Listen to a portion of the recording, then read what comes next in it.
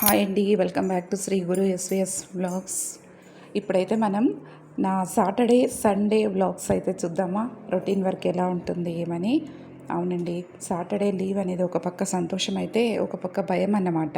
ఎందుకంటే పనులైతే అస్సలు ఇంకా చెప్పలేం కదా. సాటర్డే వర్కింగ్ డేస్లో వారమంతా వర్కింగ్ డేస్ అవ్వడం వల్ల ఇంకా హాలిడేస్ వచ్చిందంటే ఫస్ట్ పని ఏముంటుంది, ఇంకా క్లీనింగ్ పని. కాబట్టి నేనైతే మార్నింగ్ ఇంటి ముందు ముగ్గు వేసేసి సాటర్డే ఎర్లీ మార్నింగే బయటంతా కడిగి ఇంకా వంట చేయడానికి అయితే వచ్చేసాను. వంటకైతే ఈరోజు పప్పు, బీన్స్ సాంబార్ అయితే చేసేసి, ఇంకా ఇదైతే మునగాకు ఉంటుంది కదా, అందులో చట్నీ, నైట్ చేసిన చట్నీ అది చాలా బాగుండింది. సో అది చేసిన తర్వాత అయితే ఇంకా పూజా సామాన్ అయితే కడగడానికి వచ్చి, ఇంకా పూజా సామాన్లు కడగడము ఇవే సరిపోయిందండి నాకైతే పని. ఇంకా మధ్యలో అయితే బయట పోయే పనులు అయితే అస్సలు నాకు ఎప్పుడూ ఉంటుందన్నమాట. ఎందుకంటే మా సన్ని డ్రాప్ చేసేసి రావాలి స్కూల్కి అని వెళ్ళాను. ఇంకా వెళ్ళి వస్తేనే ఇంకా హాఫ్ అన్ అవర్ ఒక బ్రేక్ అయిపోతుంది కదా. తర్వాత ఏదైనా ఒక పని చేస్తుంటే కంటిన్యూగా ఆ వర్క్ అయితే, ఇంటి వర్క్ అయితే మనం చేసామంటే మనకి ఇంట్రెస్ట్ ఉంటుంది కదా.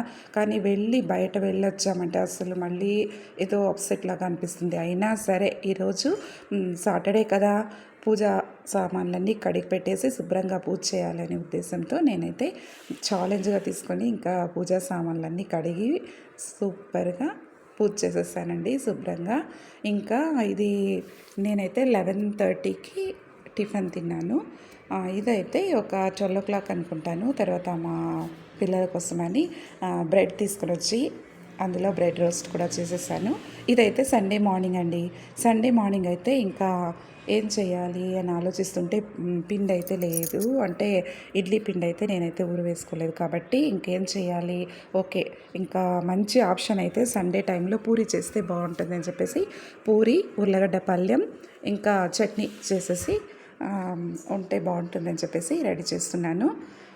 దీంట్లో ఒక కామెడీ ఏమంటే, అదేం కామెడీ అంటే, నేను అన్నిటికీ ఒక్కొక్క బాక్స్ పెట్టినానండి గ్రాసరీస్కి. బట్ ఎందుకో నాకు మాత్రం పసుపుకైతే ఒక బాక్స్ పెట్టడం అనేది వీలే కాకుండా తబ్బిబ్బు అవుతూనే ఉంటాను.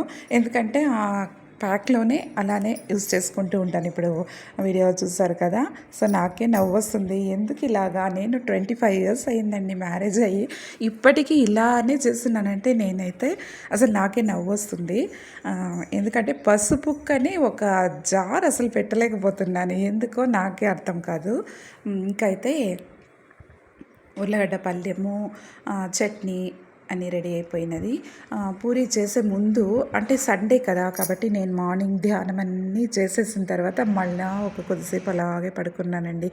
ఎందుకంటే నిన్న నైట్ ఒక రిసెప్షన్ ఉంది కాబట్టి నా ఓన్ డ్రైవింగ్లోనే నేను వెళ్ళొచ్చాను మా అబ్బాయిని తోడుకొని.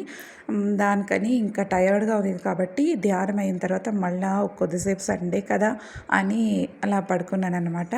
సరే అందుకని టిఫిన్ కొద్దిగా లేట్ అయింది. ఎంత లేట్ అయినా కూడా 9:30కి అయిపోయిందండి టిఫిన్. సో ఈ విధంగా చేసేసాను. ఇంట్రెస్ట్గా ఉంటుంది కదా పూరి చేస్తే, మాకైతే ఇష్టమండి. మేము ఆయిల్ ఐటమ్స్ అది ఇదని సపరేట్గా అలా చూడమన్నమాట. ఎప్పుడు ఏది గుర్తొస్తే అది చేసుకొని తింటూ ఉంటాము, అది మా హాబీ. ఎందుకంటే మీరు విని ఉంటారు గరికపాటి గారు చేసే ప్రవచనాలు.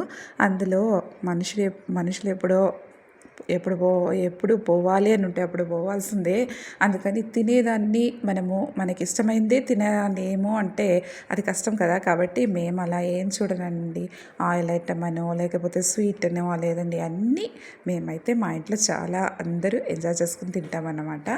ఇది సండే సైడ్ బై సైడ్ నేనైతే ఇంకా సెల్ఫ్ కూడా అలా క్లీన్ చేశానండి. ఈ ఒక్క సెల్ఫ్ మాత్రమే క్లీన్ చేశాను. ఇంకా మళ్ళా వేరే సెల్ఫ్ చూసామా తల తిరుగుతుంది ఇంకా. అందుకని నేను ఆ ఒక్క సెల్ఫ్ మాత్రమే క్లీన్ చేసేసుకొని వచ్చాను. ఇది టిఫిన్ అయిన తర్వాత, అంటే తినిన తర్వాత అయితే ఈ మాత్రం ఒక 4 పూరీస్ ఏమో మిగిలింది. ఇంకా మధ్యాహ్నానికి ఏం చేయాలి అని చెప్పేసి ఆలోచిస్తూ నేనైతే ఒక సగం పూరి అలాగే తుంచుకొని తింటే కమ్మగా ఉంటుంది కదా, కాబట్టి తింటూ ఉన్నానండి. ఇంకా నేను లైట్గా అలా క్లీన్ చేశాను అని చెప్పాను కదా, ఆ ఒక స్టీల్ ర్యాక్ కనపడుతుంది చూడండి, ఆ పాత్రలు పెట్టడానికి. తర్వాత అది ఇంకా ఈ ప్లాస్టిక్ టబ్బు అదన్నీ కొద్దిగా క్లీన్ చేసేసి ఇంకా స్టవ్ అంతా క్లీన్ చేసేసానండి. మనకు లేడీస్కి ఏంటంటే వంట చేయడం ఒక టాస్క్ అయితే, వంట చేసిన తర్వాత ఆ స్టవ్, ఆ కౌంటర్ టాప్ క్లీన్ చేయడం అంటే ఇంకా మహా పెద్ద టాస్కే. కాబట్టి అసలు నాకైతే విరక్తిగా ఉండింది కాబట్టి మా పాపని క్లీన్ చేయమన్నాను, అలా క్లీన్ చేసేసింది. ఇంకా పాత్రలు అయితే కడగడానికి ఉందండి. ఇదైతే మీషోలో నేనైతే తీసుకున్నాను, మామ్స్ కిచెన్ అనే ఒక బోర్డు. అది ఏదో దాన్ని చూస్తే 24/7 హవర్స్ మమ్స్ కిచెన్ అనేది ఉంది కదా, అదేదో వాస్తువులో నాకు కరెక్ట్ అనిపిస్తుంది కాబట్టి నేను తీసుకున్నాను, షోగానే ఉంటుంది కదా అని చెప్పేసి. ఇంకా నేను కిచెన్ అయితే గ్రీనిష్గా తయారు చేయాలి అని అనుకుంటున్నానండి. ఆర్టిఫిషియల్ ప్లాంట్స్, రియల్ ప్లాంట్స్ అయితే ఇంకా ఎండలేని ప్లేస్లో అలా రాదు. అలాంటి ప్లాంట్స్ ఏదైనా ఉందంటే మీరైతే కామెంట్ బాక్స్లో దయచేసి మెన్షన్ చేయండి. నేనైతే ఆర్టిఫిషియల్ ప్లాంటే అలా ఏదైనా వేసేసి పెడదామా అక్కడక్కడ, కొంచెం షోగా బాగుంటుంది కదా. గ్రీన్ కలర్ అనేది మనం చూసామంటే కంటికి కూడా మంచిది కదా. కాబట్టి నేను అలా అయితే సర్దాలి అని అనుకుంటున్నాను. కానీ అది ఎప్పుడైతే సమకూరుస్తుందో చూడాలి. ఎందుకంటే అది కూడా మనం ఆన్లైన్లో ఆర్డర్ చేయాలి కదా. ఇప్పటికే ఎన్ని అబ్బబ్బా ఎన్ని మనకు కావాలి అండి, ఒక మనిషి అంటే ఎన్ని కావాలి కదా, అన్నీ మనం తెచ్చుకునే లోపల అసలు ఎంత డబ్బులు ఉంటేనో అది మనకు చాలదని అనిపిస్తూనే ఉంటుంది ఒక ఫీల్. ఇంకైతే మధ్యాహ్నానికి పూరీలు అయితే ఒక 4 or 5 ఏమో ఉండింది కదా. సో దాంతోపాటు నేనైతే ఒకే ఒక గ్లాస్, ఆ చిన్నపాటి కుక్కర్లో ఒకే ఒక గ్లాస్ పడుతుందండి, చూడ ముచ్చటగా ఉంటుందన్నమాట ఈ ఒక కుక్కర్ అయితే. సో నాకైతే చాలా ఇష్టం. ఎప్పుడైనా షార్టేజ్ అయిందంటే నేను దీంట్లోనే ఒక గ్లాస్ రైస్ అయితే పెట్టేస్తుంటాను. ఈ స్టీల్ కుక్కర్స్ అయితే తీసిన తర్వాత నాకైతే బాగా కన్వీనియంట్గా ఉంది ఇది. చూడండి అలా రైస్ పెట్టేసాను, ఎందుకో తెలుసా, పూరి, ఉర్లగడ్డ పళ్ళెం, చట్నీ తినిన తర్వాత అయితే ఒకటి నైట్ అయితే రసం ఉండాలి, లేదంటే ఆఫ్టర్నూన్ అయితే మేము ఇంకా పెరుగుతో లంచ్. అది లంచ్ అంటే మేము అంతా సండే మధ్యాహ్నం అయితే చెయ్యం లంచ్, బట్ ఎందుకు ఉంది అని చెప్పేసి ఒకే ఒక గ్లాసు బియ్యం అయితే పెట్టాను అనమాట. సో అందుకే పెరుగు ప్యాకెట్ అయితే రెడీగా ఉంది. పెరుగు ప్యాకెట్కి అయితే మా పాప అయితే పెరుగుకు తాలింపు వేసుకుంటుందిలే అని చెప్పేసి, ఎందుకంటే స్టవ్ క్లీన్ చేశాక మనం ఇంకేం చేయాలంటే నేను మళ్ళా క్లీన్ చేయాలి కాబట్టి అబ్బో అది మనకి పని రాదే అని చెప్పేసి నేను ఇలా సింపుల్గా లంచ్కి అయితే రెడీ చేసేస్తాను. అది కూడా బాగుంటుంది కదా పెరుగు రైస్ తినాలంటే ఒక్కొక్కసారి. సో అలా పెట్టిన తర్వాత అయితే నేను ఇక్కడ బెడ్ పైన వచ్చేసానండి, అలా కూర్చుందాము అని చెప్పేసి.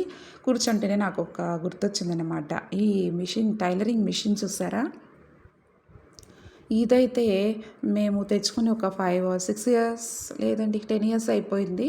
సో నేనైతే స్టిచ్చింగ్ కూడా చేస్తాను బ్లౌజెస్ అది, బట్ ఫినిషింగ్ ఎంతవరకు వస్తుందో కానీ కంటిన్యూగా నేను స్టిచ్ చేశాను అంటే మాత్రం అది చాలా బాగా వచ్చిండేది. బట్ నేనైతే ఎక్కడండి ఒక బ్లౌజ్ స్టిచ్ చేశాను, మళ్ళీ 6 months ముట్టాను ఇంకా.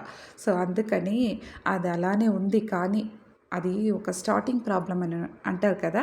సో ఆ విధంగా స్టార్టింగ్ ప్రాబ్లం అనేది ఉంటుంది కదా, స్టార్ట్ చేశాను అని పెట్టుకోండి బ్లౌజ్ స్టిచ్ చేయడం. ఇంకైతే కంటిన్యూగా వేరే శారీస్కి బ్లౌజ్ స్టిచ్ చేయాలి అని చెప్పేసి చేస్తూనే ఉంటాను.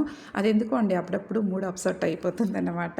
సో అందుకని నేను మిషన్ అలా చూస్తున్నాను, నీకు ఎప్పుడు టైం కావాలి అని చెప్పేసి. ఓకే అండి, please subscribe my channel. Thank you.